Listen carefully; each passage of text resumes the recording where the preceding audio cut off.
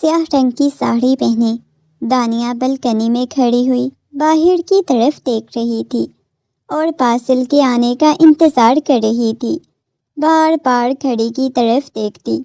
12 بجنے والے تھے اور اس نے باسل کی سالگرہ کا بھرپور طریقے سے انتظام کیا ہوا تھا۔ پورے کمرے کو موم بتیوں سے سجایا ہوا تھا۔ پورے کمرے کا خوابناک ماحول تھا۔ جیسے ہی اس کی گاڑی پورچ میں رکی تو وہ مسکراتے ہوئے جلدی سے کمرے کی طرف آئی۔ دروازے کے پاس کھڑی ہو گئی۔ وہ تھکا ہارا آیا۔ جیسے ہی باسل نے کمرے کا دروازہ کھولا تو سامنے اسے ساڑی میں دیکھ کے، پورے کمرے کے ماحول کو دیکھ کے ایک لمحے کے لیے باسل کی آنکھوں میں چمک آئی تھی۔ واہ بھئی، بیگم نے تو اتنا کچھ کیا ہے۔ ایک دم سے اسے کمر سے پکڑ کے کھینچا اور اس کی کمر پہ ہاتھ رکھتا ہوا اسے اپنے قریب کر گیا تھا۔ اس کے لبوں پہ مسکراہٹ بکھر گئی۔ چہرہ شرم سے لال ہو گیا۔ بہت حسین اور خوبصورت لگ رہی ہیں آپ۔ میرے لیے سالگرہ کا تحفہ ہی آپ ہیں۔ یہ کہتے ہوئے وہ اس کے قریب ہونے لگا تو وہ اس کے سینے پہ ہاتھ رکھتی کیک کی طرف اشارہ کرنے لگی۔ 12 بج چکے تھے۔ اس کے کانوں میں سرگوشیانہ انداز میں اسے سالگرہ مبارک کہنے لگی۔ اس کے لب باسل کی کان کی لو سے ٹکرا رہے تھے۔ ان دونوں کے لبوں پہ گہری مسکراہٹ بکھری ہوئی تھی۔ اسے کیک کھلاتے ہوئے اس کے چہرے کو اپنے ہاتھوں کے پیالے میں بھر لیا۔ بہت شکریہ میرے اسپیشل دن کو اتنا زیادہ اسپیشل بنانے کے لیے۔ یہ دن نہیں ہے، یہ رات ہے۔ وہ گویا ہوئی اسے یاد دہانی کروانے لگی۔ اس کے لبوں پہ بکھری ہوئی مسکراہٹ مزید گہری ہو گئی۔ اس کے قریب ہوتا، اس کی ناک سے اپنی ناک رگڑتا، اسے اپنے قریب کر گیا۔ اس کی انگلیوں کو اپنی کمر میں پیوست ہوتا محسوس کر رہی تھی۔ اس کی آنکھوں میں ایک عجیب سی چمک آئی ہوئی تھی۔ اگلے ہی لمحے وہ اس کے قریب ہونے لگا۔ پلیز دور ہٹے نا، میں ابھی آپ کا تحفہ دیتی ہوں، لیکن اس وقت مجھے کسی اور چیز کی طلب ہو رہی ہے۔ اس کی معنی خواہ اس بات کو وہ اچھی طرح سمجھ رہی تھی۔ پیچھے بالکل دیوار کے ساتھ لگی اس کے دونوں سائڈوں پہ وہ ہاتھ رکھتا اس کے راہ فرار کے سارے راستے بند کر چکا تھا۔ اگلے ہی لمحے وہ اس کے قریب ہو گیا، مزید اس کے قریب ہوا۔ اس نے اپنی آنکھیں بند کر لی تھی۔ وہ اسے اپنے لمس سے آشناس کروانے لگا۔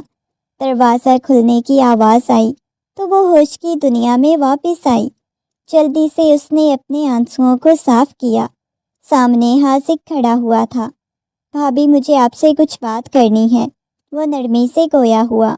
حاذق کی بات سن کے وہ بمشکل خشک گھونٹ بھرتی ہوئی کہنے لگی، ہاں بولو۔ بھابھی دیکھیں، میں آپ کے ساتھ نکاح نہیں کرنا چاہتا، نہ ہی میں کبھی آپ کے ساتھ نکاح کروں گا۔ آپ ہمیشہ سے باسل بھائی کی ہیں، باسل بھائی کی بیوی تھی۔ میں بھلا کیسے آپ کی زندگی میں شامل ہو سکتا ہوں؟ سامنے کھڑے ہوئے حاذق کی طرف اس نے دیکھا۔ دیکھو، میرا اس میں کوئی فیصلہ نہیں، یہ تایا جان کا فیصلہ ہے۔ انہوں نے جو فیصلہ کر لیا، میں اس کے آگے نگاہیں جھکا چکی ہوں۔ آگے اگر تمہیں مسئلہ ہے تو تم خود تایا جان کو منع کر دو۔ اس کی بات سن کے حاذق کو مزید غصہ آیا۔ ایک دم سے اس کے کندھوں سے دبوچ کے اسے پیچھے دیوار کے ساتھ لگا دیا، اور اس کا یہ رویہ دیکھ کے دانیہ نے ضبط سے اپنی آنکھیں بند کر لی۔ دانیہ کے معصوم چہرے کو دیکھنے لگا۔ حاذق نے اس کے جبڑے کو دبوچ لیا۔ اگر آپ اس رشتے سے انکار کریں گی تو آپ کے لیے بہت اچھا ہوگا۔ آپ مجھ سے 5 سال بڑی ہیں۔ میں اپنی زندگی برباد نہیں کرنا چاہتا۔ غصے میں اسے جھٹکتا ہوا وہ کمرے سے باہر چلا گیا۔ آنسو گالوں پہ آ گئے۔ اس نے سائڈ ٹیبل پہ پڑی ہوئی باسل کی تصویر کو اٹھا کے اپنے سینے سے لگا لیا۔ کیوں باسل، آپ مجھے چھوڑ کے چلے گئے ہیں؟ میں آپ سے محبت کرتی ہوں۔ آپ کے علاوہ کبھی کسی اور کو اپنی زندگی میں شامل نہیں کرنا چاہتی۔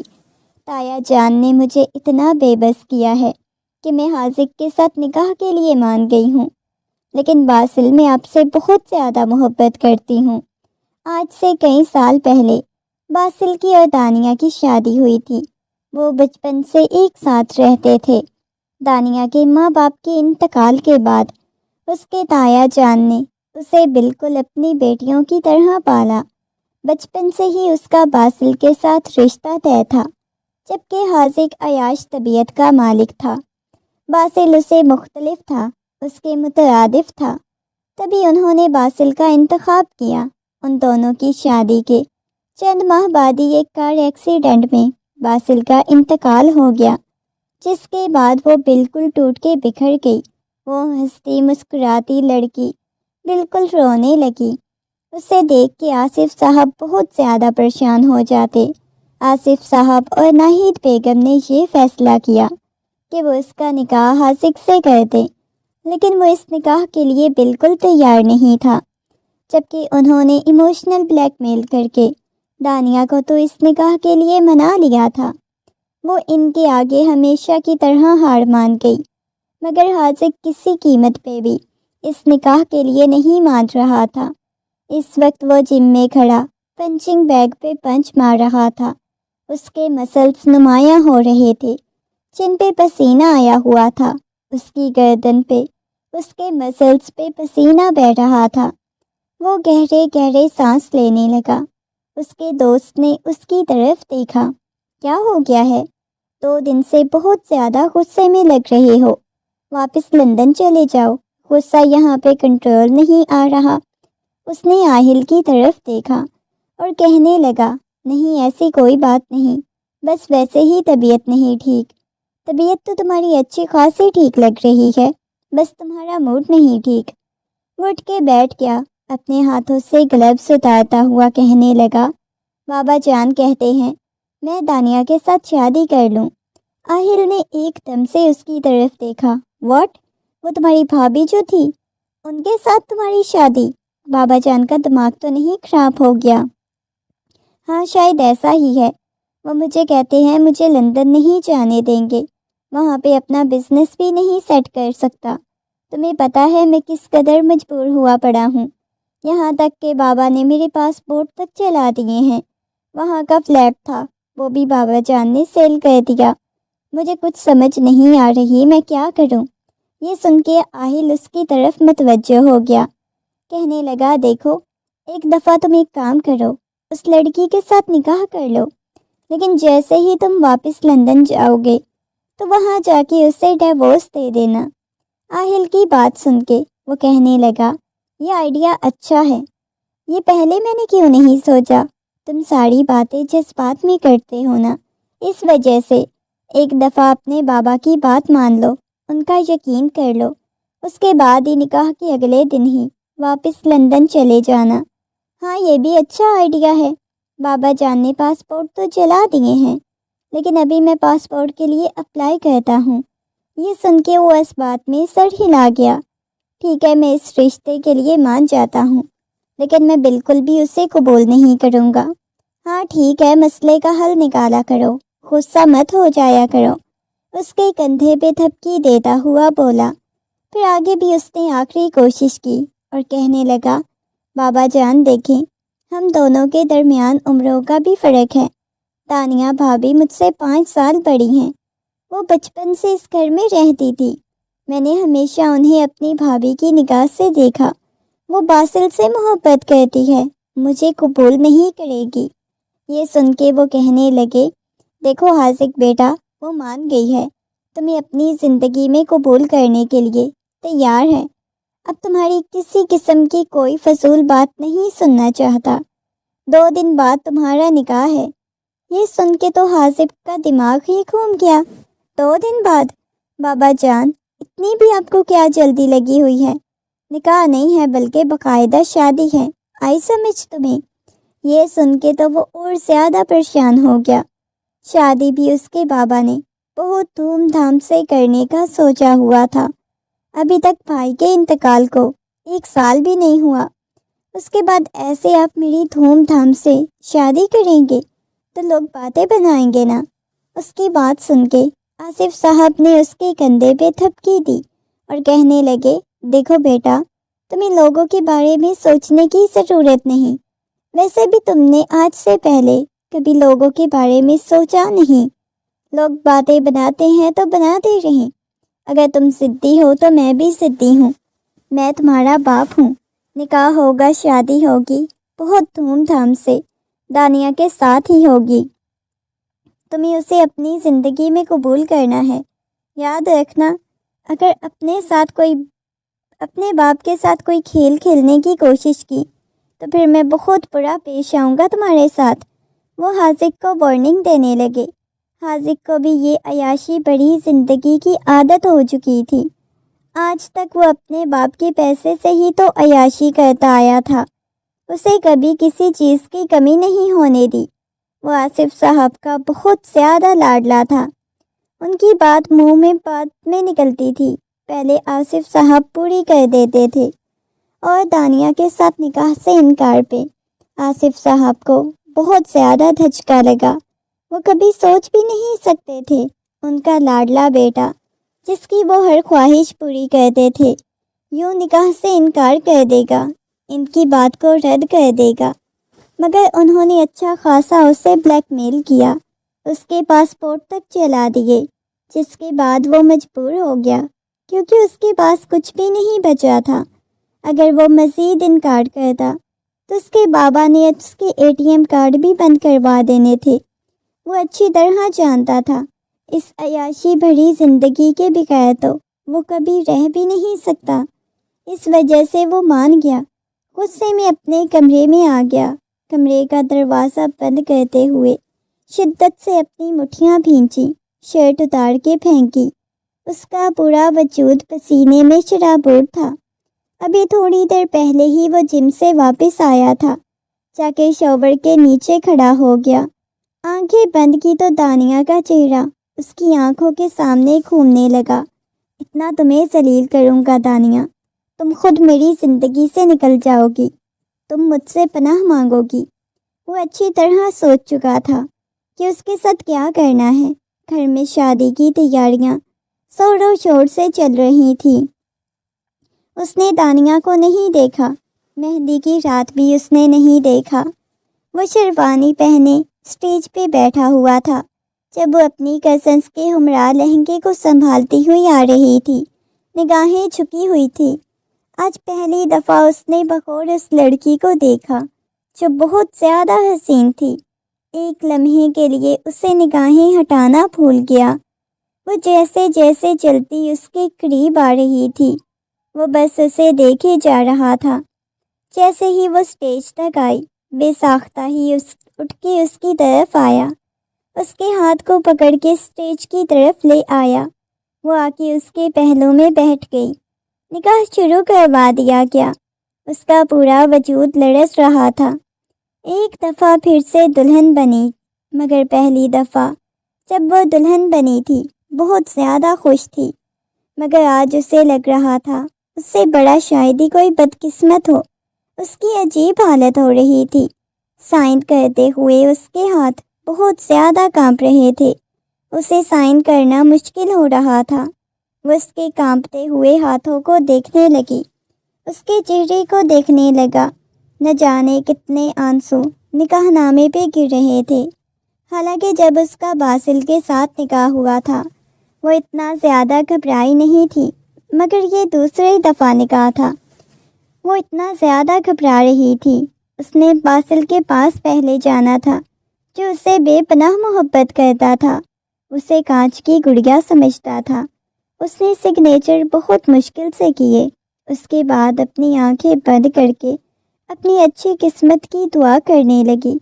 اس کی طبیعت اچانک سے بہت زیادہ خراب ہونے لگی تھی، اسے اپنا سر چکراتا ہوا محسوس ہونے لگا۔ اس نے پاس بیٹھے ہوئے حاذق کے ہاتھ کو دبوچ لیا، نہ جانے اسے کیا ہو رہا تھا۔ وہ بہت زیادہ پینک ہونے لگی۔ بسمہ بیگم اس کے پاس آئیں اور کہنے لگیں، بیٹا کیا ہو گیا ہے؟ اس نے اپنی تائی جان کی طرف دیکھا۔ پتہ نہیں تائی جان، مجھے کیا ہو رہا ہے، وہ کپکپاتے ہوئے لہجے میں بولی تھی۔ اس کے چہرے پہ پسینہ آنے لگا۔ حاذق نے جلدی سے اسے پانی ڈال کے دیا، اس کے گرد بازو حائل کر دیے، مگر اس کی طبیعت خراب ہوتی جا رہی تھی۔ مجھے سانس نہیں آ رہا، مجھے پتہ نہیں کیا ہو رہا ہے تائی جان۔ اس نے اپنی تائی جان کے ہاتھ کو دبوچا ہوا تھا۔ کچھ بھی نہیں ہو رہا، بس ریلیکس ہو جاؤ، وہ نرمی سے گویا ہوئی۔ بیٹا تم ایک کام کرو، تم اسے گھر لے جاؤ، ہم مہمانوں کو دیکھ لیں گے، وہ نرمی سے بول رہی تھی۔ تائی جان نے اس کے ہاتھ کو بہت شدت سے دبوچا ہوا تھا۔ کچھ بھی نہیں ہوتا بیٹا، تم حاذق کے ساتھ واپس چلی جاؤ۔ اسے اپنی آنکھوں کے سامنے ہر چیز گھومتی ہوئی محسوس ہونے لگی۔ اپنا سہارا دیتا اسے گاڑی تک لے کے آیا، گاڑی کا دروازہ کھولا۔ گاڑی میں بیٹھی تو اس کا وجود ٹھنڈ سے کانپنے لگا۔ حاذق نے شال اٹھا کے اسے دی۔ حاذق مجھے پتہ نہیں کیا ہو رہا ہے، مجھے گرمی لگ رہی ہے۔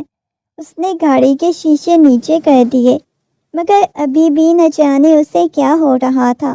وہ پینک ہونے لگی، اس کے چہرے پہ پسینہ آنے لگا۔ مجھے سانس نہیں آ رہی، اس کی آنکھوں میں پانی آ گیا تھا۔ وہ آہستگی سے اس کے قریب ہوا اور اسے دیکھنے لگا۔ حاذق میرا سر چکرا رہا ہے۔ اس کے ہاتھ بالکل ٹھنڈے پڑ چکے تھے۔ اچھا آپ گاڑی میں بیٹھو۔ وہ اسے گاڑی میں بٹھا گیا، پانی اسے دیا، مگر وہ پانی بھی نہیں پی رہی تھی۔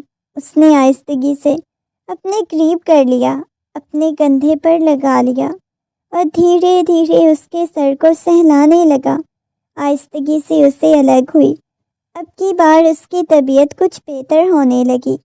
حاذق نے اس کے ہاتھ کو اپنے ہاتھ میں پکڑا ہوا تھا، دھیرے دھیرے اسے سلا رہا تھا۔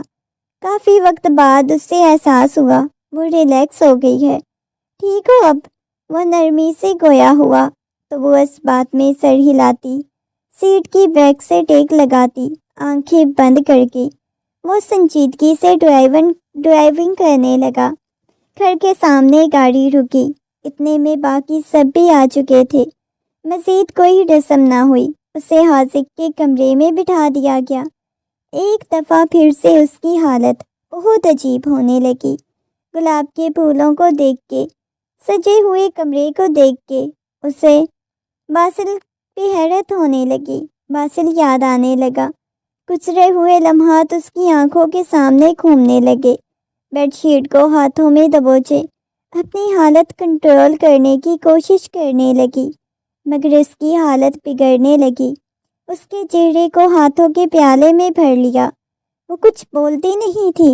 نہ جانے کیوں حاذق کی اس حالت پہ اسے ترس آنے لگا، سانس بھی نہیں لے پا رہی تھی۔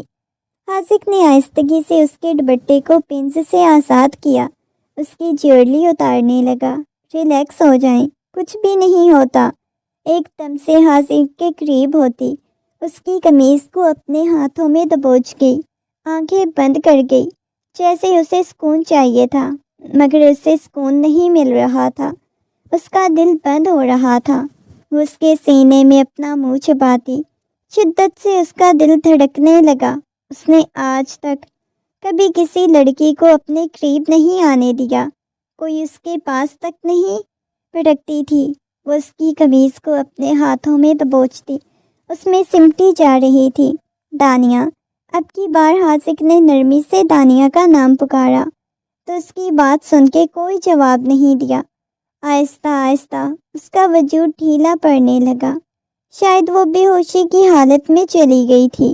آہستگی سے اس کے سر کو پیچھے تکیے پہ رکھا، اس کے چہرے پہ چھائی ہوئی معصومیت کو دیکھنے لگا۔ ایک لمحے کے لیے اسے یاد آیا تھا بچپن سے لے کے اب تک وہ کتنی شرارتی تھی، کتنی چنچل مزاج تھی، جب تک باسل اس کی زندگی میں شامل نہیں ہوا۔ باسل کے جانے کے بعد وہ مرجھا گئی اور ایسے ہی ہونے لگی جیسے اسے پینک اٹیک آتے۔ وہ رونے لگتی اور وہ چاہ کے صوفے پہ بیٹھ جاتی، بے ساختہ سگریٹ سلگا لی۔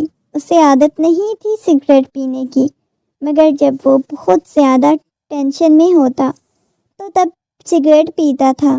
کافی وقت تک وہ بیٹھا رہا، صوفے پہ ٹیک لگائے، نیند کی وادیوں میں چلا گیا۔ جب اسے گھسیٹنے کی آواز آئی، دیکھا تو رات کے 2 بج رہے تھے۔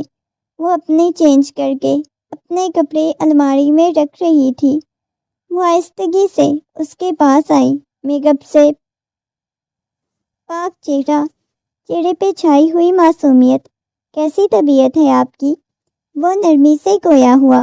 اس کی بات سن کے وہ کہنے لگی، میں ٹھیک ہوں۔ یہ کہتے ہوئے وہ جا کے بیڈ پہ لیٹ گئی۔ وہ اسے دیکھنے لگا۔ مزید اس نے کسی قسم کی کوئی بات نہیں کی۔ وہ بھی آ کے بیڈ پہ دوسری طرف لیٹی۔ رات اس کے سینے پہ اپنا سر ٹکا گئی۔ اسے عادت تھی، وہ باسل کے سینے سے لگ کے سوتی تھی۔ حاذق تو ہلکی سی آہٹ محسوس کر کے بھی اٹھ جاتا تھا۔ اسے یوں اپنے سینے سے لگا ہوا دیکھ کے فوراً سے اسے خود سے الگ کیا، مگر وہ دور نہ ہوئی۔ وہ بے ہوشوں کی طرح سو رہی تھی۔ نہ جانے کیوں حاذق کی دھڑکنیں منتشر ہونے لگیں۔ اسے کیا ہوتا جا رہا تھا وہ خود نہیں جانتا تھا۔ بے ساختہ ہی اس کی نگاہیں اس کی گردن کی طرف گئی، اس کے اوپر جھک گیا، اپنے لمس سے آشناس کروانے لگا۔ وہ ٹس سے مس نہ ہوئی، مگر کروٹ لے گئی اور بھوج کی دنیا میں واپس آیا۔ یہ مجھے کیا ہوتا جا رہا ہے؟ اپنے بالوں کو مٹھیوں میں دبوچا، پھر اس کی طرف دیکھا، جا کے صوفے پہ بیٹھ گیا۔ اسے عجیب سا محسوس ہو رہا تھا، وہ جیسے خود پہ کنٹرول نہیں کر پا رہا تھا۔ خود پہ قابو پانا اسے بہت مشکل لگ رہا تھا۔ ڈائننگ ٹیبل پہ آئی، دانیہ کے چہرے پہ بالکل اداسی چھائی ہوئی تھی، کسی قسم کی کوئی بات نہیں کر رہی تھی۔ بسمہ بیگم کہنے لگی، آپ کی طبیعت کیسی ہے؟ اس نے اس بات میں سر ہلا دیا۔ تائی جان اب بالکل ٹھیک ہے، آپ پریشان نہ ہوں۔ اپنے تایا جان کی بات سن کے اس نے اس بات میں سر ہلا دیا۔ مجھے واپس جانا ہے۔ اور یہ سن کے حاکم صاحب کی پیشانی پہ بل نمودار ہوئے۔ کیا مطلب ہے؟ 1 مہینہ تو کم از کم یہاں پہ رہنا، اس کے بعد پھر جہاں جانا ہوا میں تمہیں اجازت دے دوں گا۔ لیکن بابا جان مجھے کل ہی جانا ہے۔ بیٹا میں نے بولا ہے۔ اتنا شاید ولیمے کے فنکشن میں بھی وہ بالکل خاموش تھی۔ اس کی طبیعت ولیمے والے دن بھی بہت زیادہ خراب تھی۔ اسے ہلکا ہلکا بخار ہونے لگا۔ اس کے فنکشن میں وہ اسے لے کے جلدی سے واپس گھر آ گیا، مگر نہ جانے کیوں جیسے جیسے اس کے پاس ہوتا جا رہا تھا، اس کے قریب ہوتا جا رہا تھا، اسے کچھ عجیب سا محسوس ہونے لگا۔ اسے جب جب دیکھتا اس کا دل اس کی قربت کو مچلنے لگ جاتا تھا۔ وہ آئینے کے سامنے کھڑی پیچھے سے اپنی ڈوریاں کھولنے کی کوشش کرنے لگی، اور وہ کب سے اسے دیکھ رہا تھا۔ پھر ایک ایک قدم چلاتی اس کے پاس آ گیا، اس طریقے سے اسے اپنی طرف کھینچا۔ وہ ساری کھل گئی، بے ساختہ ہی اس کی نگاہیں سفید گردن پہ جانے لگی۔ اگلے ہی لمحے اپنے لب اس کی گردن پہ رکھ چکا تھا۔ وہ ضبط سے اپنی آنکھیں بند کر گئی۔ وہ جھٹکا کھا کے اس سے دور ہوئی۔ یہ آپ کیا کر رہے ہیں؟ وہ کپ کپاتی ہوئی آواز میں بولی۔ اس کا رخ اپنی طرف کیا۔ بیوی ہو نا تم میری، مرضی سے شادی کی تھی نا، تو بس میں تم سے اپنا حق لینے لگا ہوں۔ یہ کہتے ہوئے اس کے قریب ہونے لگا۔ وہ نفی میں سر ہلاتے ہوئے بالکل پیچھے دیوار کے ساتھ لگ گئی۔ اس کے آنسو بہنے لگے۔ یہ آپ کیا کر رہے ہیں حاذق؟ ایسا نہیں کریں، وہ روتے ہوئے بولی، مگر وہ اس کے قریب ہونے لگا، جیسے اس پہ جھکا، اپنے لمس سے آشناس کروانے لگا۔ وہ اپنی آنکھیں میچتے ہوئے، اس کی آنکھوں میں انگت آنسو بہہ رہے تھے۔ اگلے ہی لمحے گویا حاذق ہوش کی دنیا میں واپس آیا۔ ایک دم سے اسے دور ہوتا باتھ روم کی طرف چلا گیا۔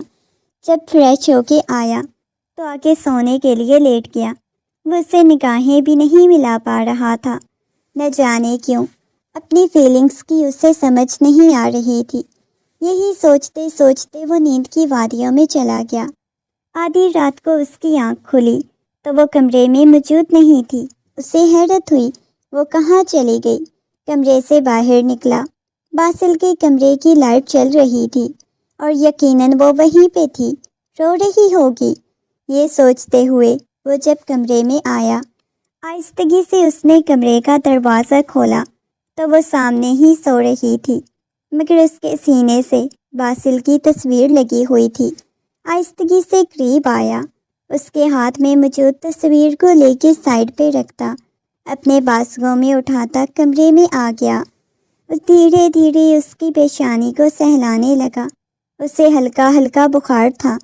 میں تمہیں اتنی محبت دوں گا، تم سب کچھ بھول جاؤ گی۔ مجھے کچھ ہو رہا ہے 2 دن سے، میں نے تمہاری قربت کو محسوس کیا۔ مجھے ایسے لگ رہا ہے جیسے میں تم سے محبت کرنے لگا ہوں دانیہ۔ میں نہیں جانتا میرے جذبات کیا ہیں، لیکن میرا دل بے چین ہو رہا ہے تمہارے لیے۔ میں تمہیں اتنا زیادہ اداس نہیں دیکھ پا رہا۔ یہ تمہاری اداسی مجھے کھائی جا رہی ہے۔ اسے احسار میں لیتے ہوئے وہ محبت بھرا بوسہ اس کی پیشانی پہ دے گیا۔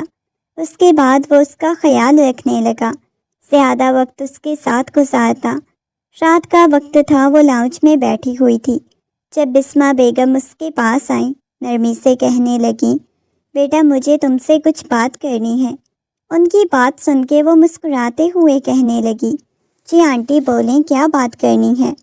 وہ آہستگی سے اس کے ہاتھ کو اپنے ہاتھ کی گرفت میں لیتے ہوئے کہنے لگیں، دیکھو بیٹا، بس ایک تمہارا شوہر ہے اور تمہیں اس کا خیال رکھنا ہوگا۔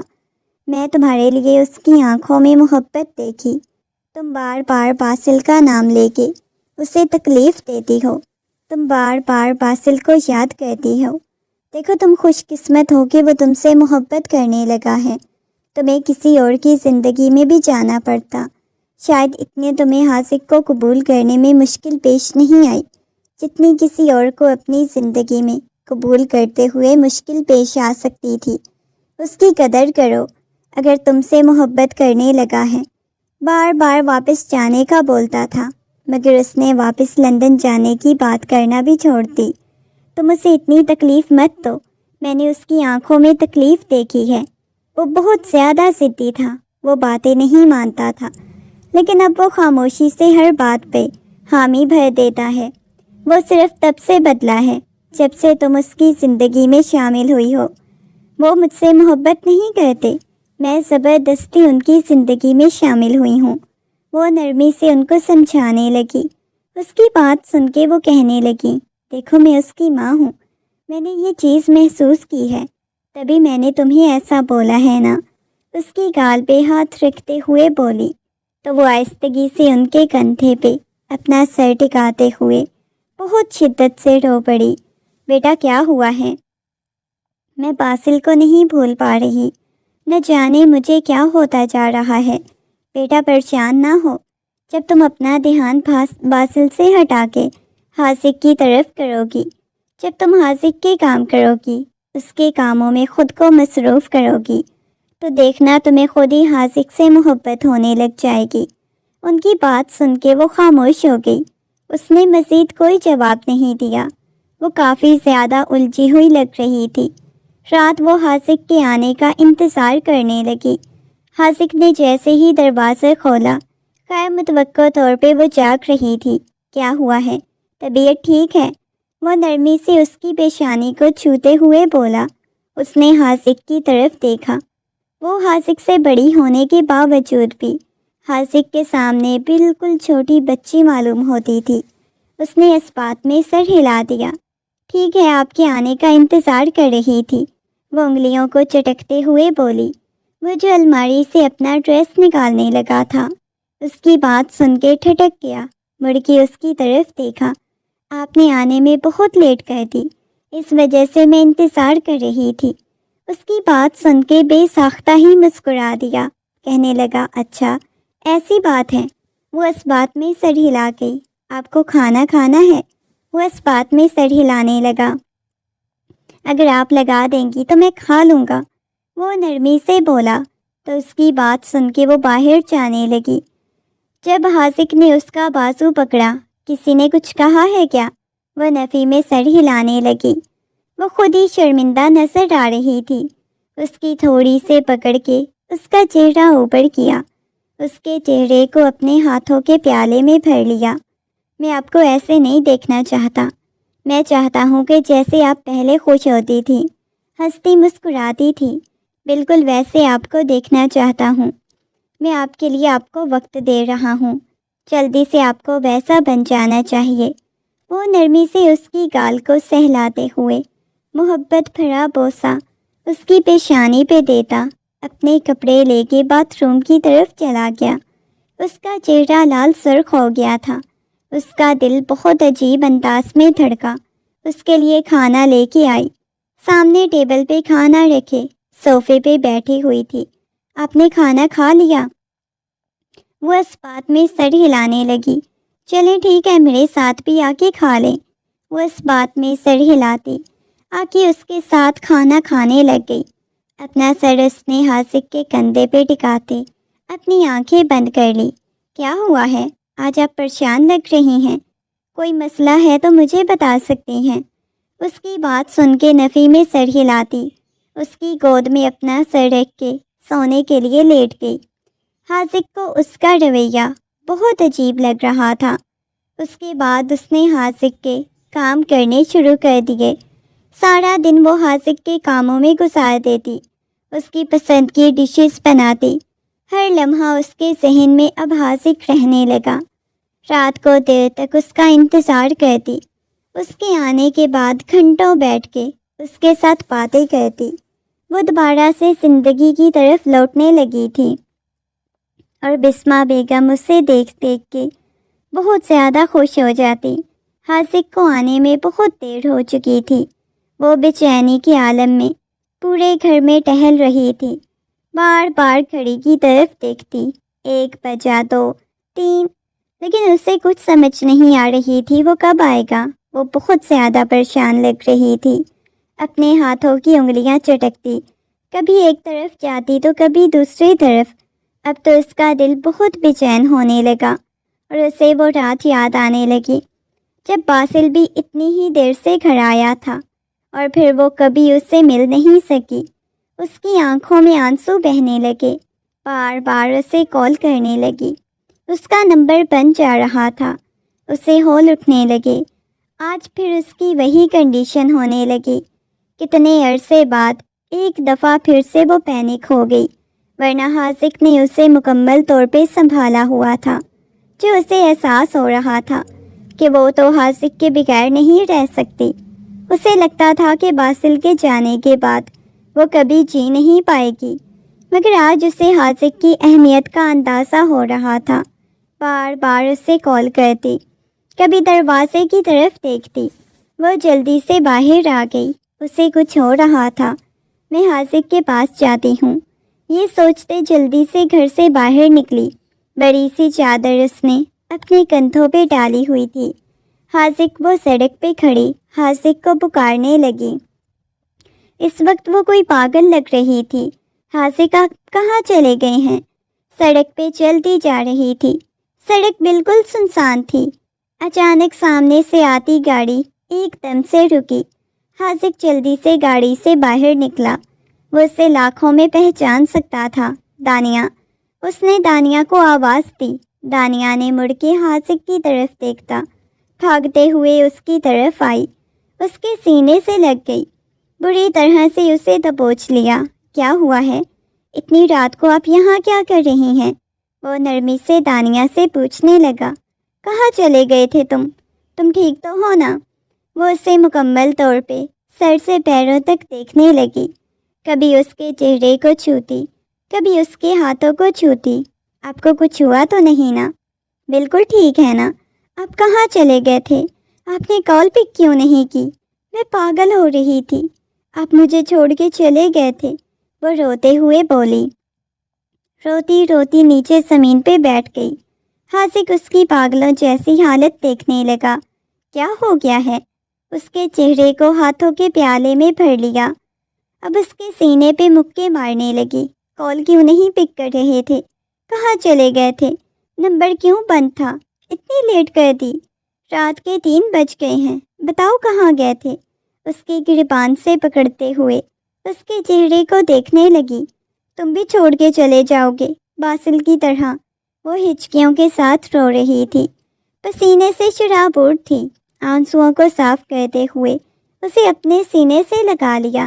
نہیں تانیہ، میں نہیں آپ کو چھوڑ کے جاتا، پاگل ہو گیا؟ وہ گہرے گہرے سانس لے رہی تھی۔ تانیہ اٹھو، گاڑی میں بیٹھو۔ نہیں، پہلے وعدہ کرو، کبھی مجھے چھوڑ کے نہیں جاؤ گے۔ اس کے ہاتھوں کو پکڑتے ہوئے وہ دونوں سڑک کے درمیان میں بیٹھے ہوئے تھے۔ پہلے وعدہ کرو، مجھے نہیں چھوڑ کے جاؤ گے۔ حاسق، میں مر جاؤں گی، مجھے چھوڑ کے تم گئے تو میں پاگل ہو رہی تھی، مجھے کچھ سمجھ نہیں آ رہی تھی۔ میں تمہیں ڈھونڈنے کے لیے گھر سے نکل گئی، میں تمہارے بغیر نہیں رہ سکتی حاسق، مجھے چھوڑ کے مت جانا۔ اس کے گریبان سے دبوچتے ہوئے اس کے سینے میں اپنا چہرہ چھپائے روئی جا رہی تھی۔ اچھا ٹھیک ہے، گاڑی میں بیٹھو نا۔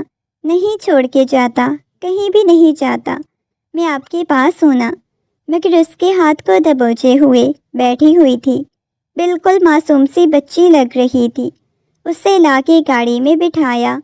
وہ ڈری ہوئی تھی، ابھی بھی اس کے بازو کے گرد اس نے اپنے بازو لپیٹے ہوئے تھے، اس کے کندھے سے لگی ہوئی تھی۔ مجھے چھوڑ کے نہیں جانا، میں مر جاؤں گی۔ وہ بار بار ایک ہی بات بول رہی تھی، نہیں نہ چھوڑ کے جاتا۔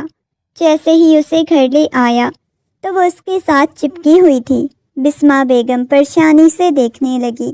کہاں چلی گئی تھی تم، اور کہاں چلے گئے تھے؟ پریشانی کے عالم میں پوچھنے لگی، مگر اس نے کوئی جواب نہیں دیا۔ وہ کہنے لگا، مما کچھ نہیں، وہ بس ہم باہر گئے تھے۔ یہ کہتا اسے کمرے میں لے کے آ گیا۔ انہیں سیدھی بات نہیں بتائی۔ جیسے ہی کمرے میں آیا، لا کے اسے بیڈ پہ بٹھایا، اٹھ کے جانے لگا تو ایک دم سے اس کے پاس آ کے سینے سے چمٹ گئی۔ چھوڑ کے جا رہے ہو پھر سے مجھے؟ روتے ہوئے بولی۔ وہ ڈری ہوئی لگ رہی تھی۔ اتنا زیادہ گھبرائی ہوئی کیوں ہو، بتاؤ مجھے، وہ نرمی سے اسے پوچھنے لگا۔ اس کی بات سن کے وہ کپ کپاتے لبوں کے ساتھ کہنے لگی، مجھے آپ سے محبت ہے نا، آپ مجھے چھوڑ کے جائیں گے تو میں مر جاؤں گی، میرا دل بند ہوتا ہے۔ اس کے ہاتھ کو پکڑ کے اپنے دل پہ رکھا۔ اس وقت وہ مکمل طور پہ حاسق کے قریب کھڑی ہوئی تھی۔ حاسق نے اسے اپنے حصار میں لے لیا۔ حاسق کو اپنے آپ پہ کنٹرول کرنا بہت مشکل لگ رہا تھا۔ اس کے چہرے کو ہاتھوں کے پیالے میں بھرتا، اس کی سانسوں میں اپنی سانسیں کھولنے لگا۔ جیسے ہی اسے الگ ہوا، اس کا چہرہ پرسکون نظر آ رہا تھا۔ وہ گہرے گہرے سانس لے رہی تھی، محبت سے اس کی پیشانی پہ بوسہ دیتے ہوئے اسے اپنے قریب کرنے لگا۔ بیوی ہو تم میری، وہ اس بات میں سر ہلانے لگی۔ پھر بیوی والے حق بھی آپ نے مجھے دیا ہی نہیں، بتائیں مجھے کیوں نہیں میرے حق دیتی؟ میں تڑپتا ہوں آپ کی غربت کو، مگر مجال ہے جو آپ نے کبھی میرے احساسات کا، میرے جذبات کا خیال کیا ہو۔ اس کے سینے سے لگ گئی، میں تمہاری ہوں نا حاسق؟ وہ پھوٹ پھوٹ کے رونے لگی۔ حاسق نے اس کے اور اپنے درمیان کے تمام تر فاصلے ختم کر دیے۔ وہ اسے اپنی محبت سے آشناس کرواتا رہا۔ اسے بھول چکا تھا کہ باسل بھی کبھی اس کی زندگی میں ہوتا تھا۔ وہ بھول چکی تھی۔ اسے یہ لگتا تھا کہ وہ باسل کے بغیر نہیں رہ پائے گی۔ اس کے لیے اگر کوئی اس وقت اہم تھا تو وہ صرف اور صرف حاسق تھا۔ حاسق کی محبت میں مکمل طور پہ پاگل ہو گئی۔ وہ بے پناہ حاسق کو چاہنے لگی، دیوانگی کی حد تک اس کے قریب رہنے لگی۔ ایک لمحے کے لیے بھی وہ حاسق کو خود سے دور نہیں برداشت کر پاتی۔ اس کے بابا نے 2-3 دفعہ اس سے کہا، بیٹا تم نے واپس لندن نہیں جانا کیا؟ اس کی بات سن کے وہ نفی میں سر ہلا دیتا، کہتا نہیں، اپنی بیوی کو چھوڑ کے بالکل بھی نہیں جانا چاہتا۔ اگر جانے کا موڈ ہوا بھی تو اسے ساتھ لے کے جاؤں گا۔ رات کا وقت تھا۔ وہ کمرے میں داخل ہوا۔ پورا کمرہ خوبصورتی سے سجا ہوا تھا۔ اس کی سالگرہ تھی، بالکل ویسے ہی ہر چیز ڈیکوریٹ کی۔ اس کی خوبصورتی کو مزید خوبصورت بنانا چاہتی تھی، جیسے آج سے کچھ سال پہلے اس نے باسل کے دن کو خوبصورت بنایا۔ مگر وہ باسل کی یادوں سے نکل گئی تھی۔ اس کے لیے کوئی اہم تھا تو وہ حاسق تھا۔ مسکراتے ہوئے اسے دیکھنے لگا، اس کے چہرے کو اپنے ہاتھوں کے پیالے میں بھر لیا۔ محبت بھرا بوسہ اس کی پیشانی پہ دیا۔ وہ اس کی بات سن کے مسکرانے لگی، اپنا منہ اس کے سینے میں چھپا گئی، اس کے گرد بازو حائل کرتا اپنا بنا گیا